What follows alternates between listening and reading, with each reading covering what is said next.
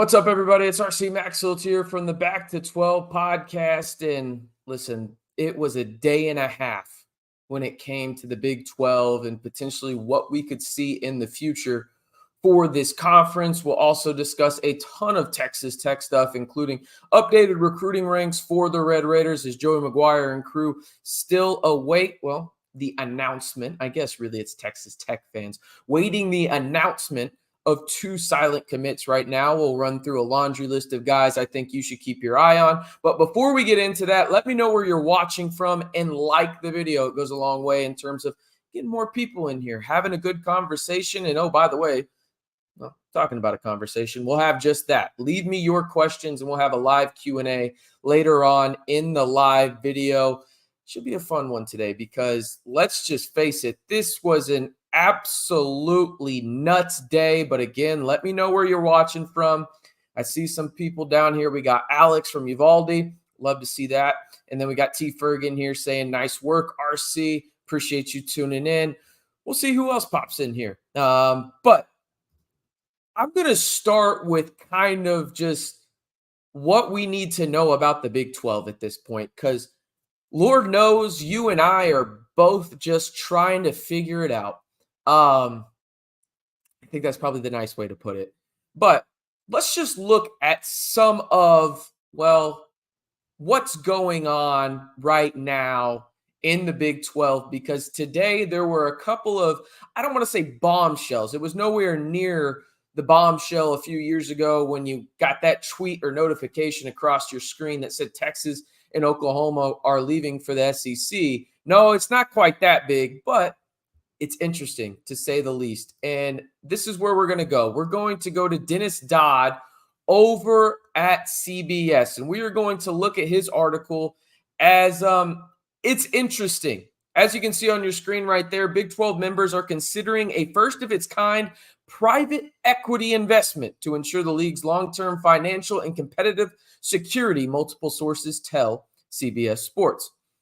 On the table is a possible cash infusion of $800 million to $1 billion from Luxembourg-based CVC Capital Partners in exchange for a 15% to 20% stake in the league, those sources said.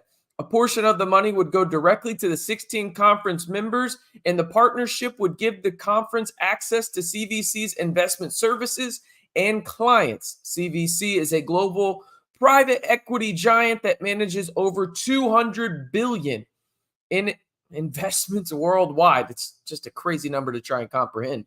According to its website, the firm made its presentation to the league at the recent Big 12 spring meetings in Dallas.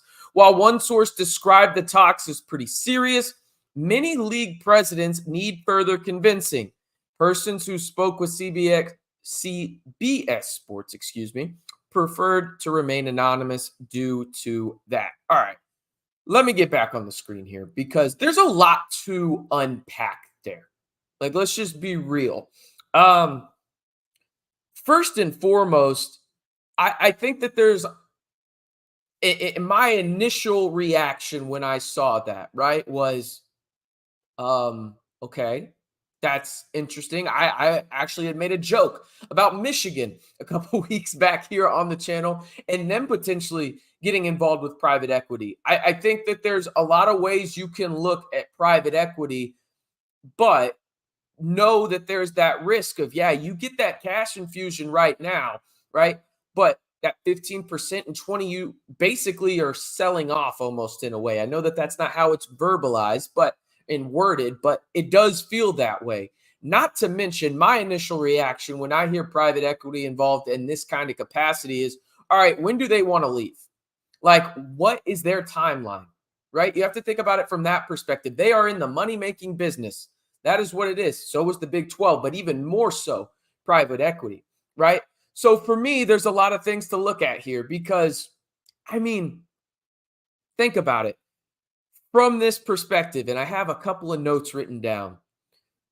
What this does is this allows you, if you're the Big 12, to keep other sports, right? I think that first and foremost, that's what that does right from the jump. Because like it or not, I think there's a real possibility if you are not in the SEC, if you are not in the Big Ten, I think there's a real possibility you could see some sports cut.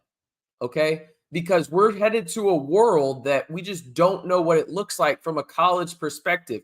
A lot of these athletes now are going to become, like it or not, employees. That's really what this comes down to. So, my first thought, I should say, when I saw this was, okay, this allows you to keep some of those non-revenue sports. That's cool. But the people making the decision right now in the Big 12, my next thought was this: those people, they're not going to have to deal with the consequences of this. They're not, because this is a really pushing the, you know, end result maybe a decade, years down the line, right? Like that's what we're talking about here. And there's a lot to wonder, what does the Big 12 look like at that point? So for me, that was one of the things that also popped up. I the other thing was, okay, from a positive standpoint, because I feel like I've been negative so far, this does shrink the gap significantly from the Big 12 to the Big 10. It gets them pretty close, still not in the Big 10's range, but a lot closer in terms of competing from the money front. That's one thing that stood out from a positive perspective. But maybe call me negative, call me whatever you want.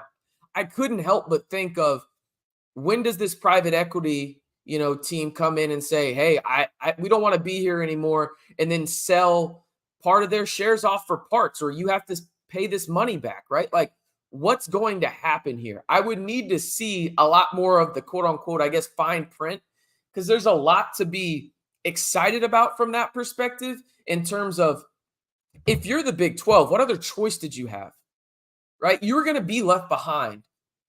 If you think about it, like realistically, right? Like think about it from the Big 12's perspective, financially, you were about to have almost an insurmountable gap between you and the SEC and the Big 10 as well, right? So you had to figure out a way to do that. There's creative ways, and I guess this is technically one of them. And by the way, this is no done deal yet, right?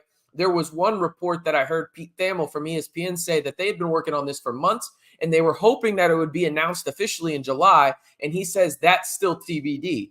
But if you're the Big 12, you have to figure this out in terms of, not only is the competitive gap about to get really, really big because of, well, what we're about to talk about, the financial aspect of it. You are far and away behind the Big 10 and SEC. You have to figure out a way in this pay-for-play era that we're about to embark on, where student athletes are about to become, like it or not, really employees at the end of the day, right?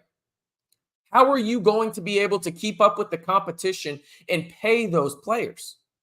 You have to find creative ways to do that. And I guess this is one creative way. Do I like it? Not really. I don't want private equity to become involved. But I also understand you have to figure out a way to make sure that you're just not left for dead, almost in a way, if you're the Big 12. Now, there is another creative way that the Big 12, announced today in terms of, what they could do from the standpoint. And now we will flip on over, shall we say, to Yahoo. And this is what we've got right here, because this is okay. Here we are. This is, I guess, modern college football, right? This from Ross Dellinger of Yahoo Sports. The Big 12 Conference is exploring a naming rights partnership that may be one of the most lucrative and unique sponsorship deals in college athletics history. In a meeting with the league administrators 2 weeks ago in Dallas, Big 12 Commissioner Brett Yormark formally introduced the concept to sell the naming rights of the conference in a deal that would be worth hundreds of millions of dollars, multiple sources tell Yahoo Sports. Under the proposal, the conference name would undergo a significant alteration, predominantly right there, incorporating a sponsor's name in the title. Okay, so this was the initial report from Ross Dellinger. And let me know what y'all think down in the comments, because this one was by far the most interesting, in my opinion, because let's face it, like you see this around the world in terms of X, Y, and Z league presented by blah, blah, blah, right? but they're going to change the name. And the rumored name right now is Allstate. And it would not be the Big 12 presented by Allstate or Allstate Big 12 Conference. No, no, no, no, no. It would be the Allstate 12 Conference. That's what's being reported right now. And go get your bag. I get it, because this rumored deal would be in the neighborhood of $30 to $50 million a year, right? And so you look at everything from that perspective, and I get it. You have to make up that gap.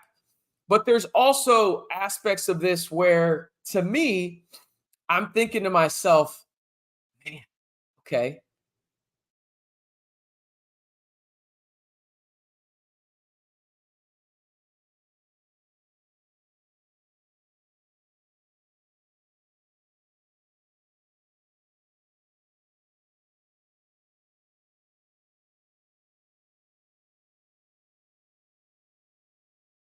are we back on? I don't know what happened here. Yeah, I think I got lost y'all. Let me know. Let me know in the comments. Let me know. I don't know what happened there. Hey, technology is finicky sometimes. Technology is finicky. It happens. Let me know if y'all are back, because I ain't gonna lie to you. I have no idea what just happened here. But let me know if we're back. I know some of y'all are still staying with me, but let me know in the comments down below. Hey, there we go. We're good. Thank you guys. Apologies on that front. I have no idea what happened. Back to the name change, potential name change.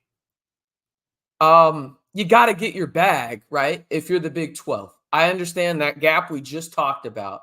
But also, when it comes down to it, what does that look like? And this also goes back into the private equity aspect of things too. What's the payout for each school? Does each school get the same amount in the private equity? Does each school get the same amount in that 30, $50 million?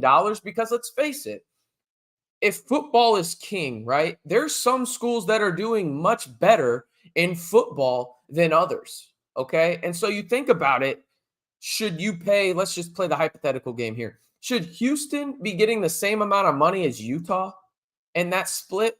If I'm Utah, I make the argument, no, I should be getting more. I'm bringing more on the gridiron, the sport that brings the most eyeballs. Is that right? I don't know. I don't know if it goes that route, but I do think that there's going to be conversations of that, let alone from the 30 to $50 million that could potentially be involved to the private equity with the number that we talked about that was 800 million to $1 billion. Like, we're talking about sizable numbers here. Roy brings up the part here. We should get Southwest Airlines to sponsor. Yeah, I saw that on Twitter today. Go back to the Southwest Conference. That would be that'd be nice, but there's too much money at play. I don't know if Southwest is going to get involved there. I think for me, it's one of those deals where I totally understand it. I really do, because if you're the Big 12, and there's going to be people that mock the Big 12 for doing this, and I've already seen it on social media from people in the SEC or the Big 10. Y'all are the ones that put them in this situation. Not even y'all. There's two networks that put the Big 12 and really the ACC, because if I'm the ACC, I'm trying to do the same thing to try and keep my conference alive. There's literally two networks that did this and changed college football drastically. And it's ESPN and Fox, right? Like, if we really get down to the nitty gritty of this, TV rights is the thing that changed college football and got away from these rivalries, right? It was the greed aspect of it, from the money side of it, because they knew people like everyone watching this right now and myself, who absolutely unequivocally love the game of college football, would still watch, right?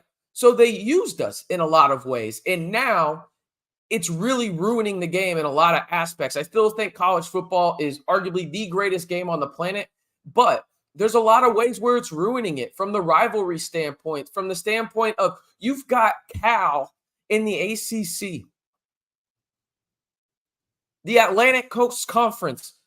They're in Berkeley, California. Like, what are we doing, right? To some degree, and I get it. Money runs the world. I know. At the end of the day, that is what it's going to come down to. But for me, when I look back at this, and we're going to look back at this time in college football and think to ourselves, if we get down to the nitty gritty of it, you can really look at two networks that had greed involved in it and there's obviously some other people as well, in ESPN and Fox. I mean, there's a little bit more to it, but I mean, when it comes down to it for me, those are the two networks I'm looking at. And the worst part about it is we have to have those networks because we love the game so much. It just sucks, man. It really, really sucks. All right, let's get some comments going in here. And we will start talking about Texas Tech football. We'll talk about some of the recruiting that's been going on for the Red Raiders because there's quite a bit of it. Let me know where you're watching from. We'll give a couple shout outs as well if you have any questions on Texas Tech recruiting and much, much more. So, hey, let me know down in the comments and we'll get this party started. Let's start with some of the people that hopped in here early. We've got Jacob Harris watching from the Chimmy's Big 12 HQ. Have a mark for me, my friend. Hopefully of the strawberry variety. Yeah, I said what I said. The best margarita at Chimmy's, come at me, is the frozen strawberry margarita. I said what I said. I stand by it. And if you have another opinion, just know it's not an opinion. You're wrong. Sorry. Sorry, not sorry. We got Don from Nashville. Hashtag tighten up. Not very many people are going to like that. Alex Connor, I'm from the 830 as well. That is from Extra. I'm not even going to lie to you. I suck at pronouncing things. So we got Roy Melton from Kingsland, Texas, excuse me. Appreciate y'all letting me know we were back on. Roy also says they show up late and forget all of our luggage. I actually like Southwest. I'm a Southwest guy. I don't mind it. We've got Gooberdoo. Never thought I would say that on a live video, but here we are. The joys of YouTube. I love it. I love it. You got Oklahoma State and Texas Tech right next to each other, and yet they don't play each other this year. Yeah, that's the one thing I think the Big 12 has to do moving forward. And I get it. It's a little different from a lot of standpoints in the sense of what's going on within the conference and you're trying to figure things out. I really, really, truly understand it. But you got to have a rivalry. You have to. The fact that we don't have Farmageddon, like that should be each and every year. Okay. I think Oklahoma State, and Texas Tech, they do technically play each other, by the way. It's the second to last game of the year. But I get what you're saying in the sense of that should be every year. Like that is a given. And then you figure out the rest of the games, right? Whatever the rivalry is, even if it's TCU for Texas Tech, right? But it's one of those deals for me where, again, I get what you're saying there, even though Oklahoma State and Texas Tech do play each other this year. You need to have the rivalry aspect of it, and you need to have the controlled rivalry aspect of it. It has to happen, in my opinion, because it's one of the fundamental parts of college football that I personally love. I think a lot of people do too. And rivalries happen naturally. I get it, but some of them have stood the test of time. And Oklahoma State and Texas Tech, albeit there's probably bigger rivals for both sides. Obviously, Oklahoma State has Oklahoma. Texas Tech has some other rivals as well. But in the new Big 12, that's kind of where we're at. And I think that it's seamless in terms of those two teams being rivals, specifically with Oklahoma State stealing every tradition Texas Tech has ever had. I would say shots fired, but it's fine. It's the truth. What position is the next 5-star that walks through the door in what year?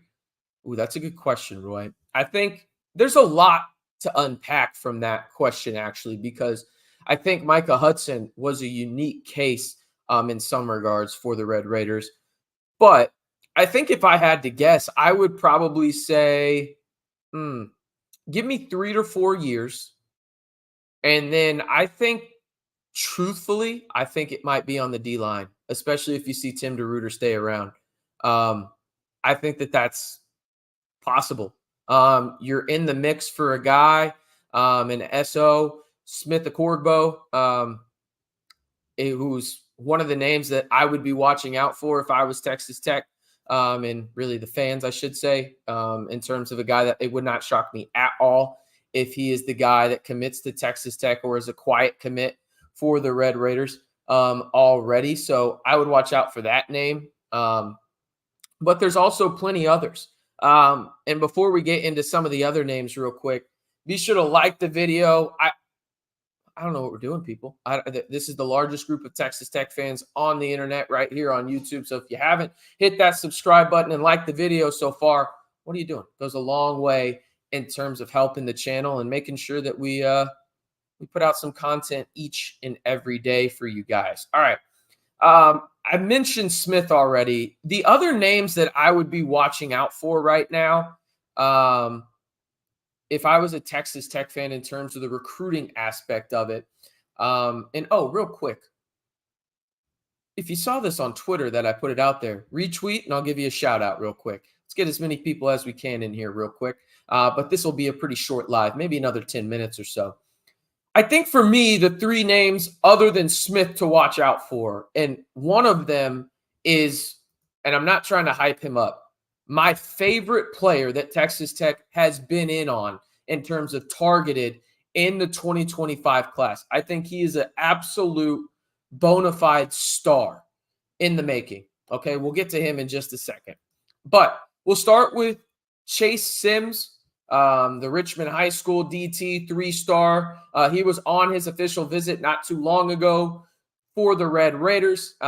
He's a guy that I'm looking out for. I think he can be a guy that commits to Texas Tech really soon. He's going on multiple visits, as is really all of these guys at this point. If we're being honest about it, this is really official visit season. It makes sense. It's right in the middle of summer. These kids aren't in summer workout yet for their high schools, so it makes sense that they can go travel and get all these official visits in. And by the way, if I'm a kid taking official visits, I'm taking all of them. I'm taking as many as the NCAA lets me. That's free vacation, baby. Then you've got Killian Regist, 3-star offensive tackle from Keller. Again, he's 16, maybe 17 years old. Dude is absolutely massive. And he reminds me a lot of Terrence Steele with longer arms and just a bigger physique when I watch his tape. He's 6'6", 290. And when I watch him, the thing that stands out most to me when I look at his film is just how really fundamentally sound he is. He's raw still, right, in terms of figuring out his body. And listen, he's 6'6", 290, and 17. Like, there's only so much you can do, right? But you can tell that the traits are there. He has really good hands, really good feet. And really another aspect that stands out is his hips. I don't think people look at hips enough when it comes to offensive linemen and defensive linemen because, listen, your hips are going to tell the defender or really the opposing whatever where you're going and what your strategy is. If you have fundamentally sound hips, your game elevates. Just go look at really the best offensive lines in the league. Those guys, in terms of the linemen on that line, I guarantee you have good hips. It's just the fact of the matter. All right, I see his name mentioned down in the comment section right now in terms of, again, this is my favorite player that Texas Tech has even targeted or had on an official visit to the 806. And I think there's a solid chance that the Red Raiders land him. Now, again, still a long way to go, but he's a guy, and you can go look him up on social media where his mom is talking about the Red Raiders. He's liking a lot of Red Raider tweets. Also, by the way, Elon, what the hell are we doing? Like, I can't look at people's likes now? Come on, that was a recruiting strategy for me. Anyway, it's Micah Strickland. He's a stud. A bona fide, unequivocal stud. I think he has the chance to be an impact corner the first day he steps foot on campus. I think he's that good. He's a 4-star DB from Brownsboro, and I could see him ending up being maybe even a 5-star. Like, he's going to be on that line. I think he's that freaking talented. He's one of those guys where when I watch him on tape, he reminds me of a guy like Darius Slay.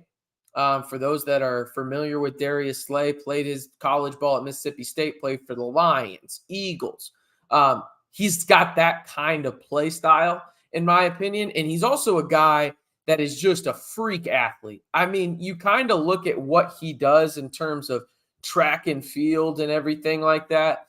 Dude's an absolute he's a stud when it comes down to it. And he runs track. Who would have thought? Everybody just assumes at this point that he's going to run track, if we're being honest about it. From a Micah Strickland standpoint, he's a top 200 guy, and I want to pull up his recruiting profile from 247 Sports because there's some really interesting stuff here. According to their 247 Sports composite, he is the 133rd ranked player in the entire class. You look at their, forecasting and everything like that. They don't have a crystal ball, but Rivals does, and they have him going to the Red Raiders. Nothing official as of now. He's been on a ton of visits, but he also runs track and field. He's played corner, safety, and he also does returning stuff as well in special teams. He's a guy that just stands out and pops on tape for me. And I think he's one of the key targets for the Red Raiders in this 2025 class, and a guy that if you land him, you're talking about, again, a guy, an instant impact player, and that can't go unnoticed if you're Texas Tech. When you look at the Red Raiders currently right now over on 247 Sports or 24/7 Sports or whatever the hell you want to call it, I always call it 247, they're doing pretty good. I would say Joey McGuire and crew continuing to just absolutely kill it on the recruiting trail. 21st ranked overall class in the 2025 class as of right now. Time of this recording is Thursday, June 13th. You've got Tristan Gentry, a guy that I absolutely love. He pops off on tape from the wide receiver standpoint. So does Bryson Jones, another 4-star wide receiver. You got your 4-star quarterback in there as well as Lloyd Chubb Jones. Absolutely love that nickname. And if you listen to this podcast, what am I going to say each and every time if they have a good nickname? I'm going to say the damn nickname. Shout out to Caleb Payday Douglas. All right. Other guys in there. You've got Sway Griffin, who committed a couple of days ago as well. TJ Tillman stands out a little bit. You got Gil Jackson. 14 total commitments right now for the Red Raiders, including one of, the Texas Tech soccer coach you've got him right there, Leighton Stone. So, again, good stuff from Texas Tech. Those are the 3 names I'm watching for the Red Raiders as it stands. 4 names that I'm watching for in terms of 2 of those guys potentially being the 2 silent commits for the Red Raiders right now. And, again, you can go check out more of my analysis over on Scarlet and Black Insider and join the fastest-growing community of Texas Tech fans on the internet over there. But those names, again, are Chase Sims, a 3-star DT from Richmond. You've got Killian Regis, from a 3-star offensive tackle from Keller, Texas. And then you've got Smith Orogbo, a 4-star edge from Alif Hastings, a guy that I would definitely monitor if you were a Texas Tech football fan. And then my overall favorite player that Texas Tech has been in on in the recruiting process and actually has a really good chance at landing is Micah Strickland, the 4-star cornerback from Brownsboro. Oh, by the way, real quick, on Smith Orogbo, and by the way, I probably butchered his name 17 times there. I apologize. On 3, and Texas Tech is firmly in the mix to land him, by the way. On 3 has him ranked as the 26th overall player in the entire 2025 class. And there's a solid chance, not solid, but there's a chance that Texas Tech lands him. Texas Tech is going to be in his, recruitment until the end.